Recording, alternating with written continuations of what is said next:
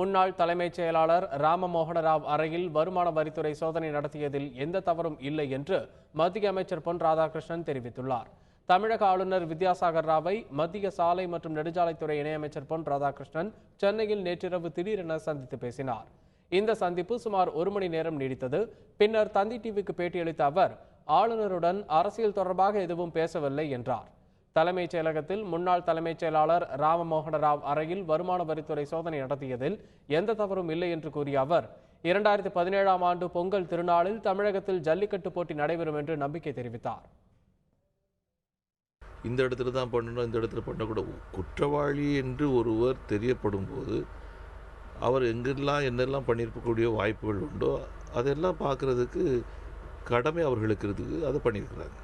மாண்புமிகு மறைந்த முதல்வர் அம்மா அவர்கள் இருந்திருப்பார் என்று சொன்னால், முன்னாள் முதல்வர் இருந்திருப்பார் என்று சொன்னால், இதைவிட வேகமான நடவடிக்கை எடுக்க அவர்கள் நிச்சயமாக உற்சாகப்படுத்தியிருப்பார்கள் என்று நான் நம்புகின்றேன். என்னை பொறுத்த வரைக்கும் அதற்கான அனைத்து முயற்சியும் எடுத்துக்கொண்டிருக்கின்றேன். எனக்கு நம்பிக்கை இருக்கிறது. ஜல்லிக்கட்டோடு கூடிய பொங்கலாக இந்த 2017 பொங்கல் அமையும் என்று நம்புகின்றேன்.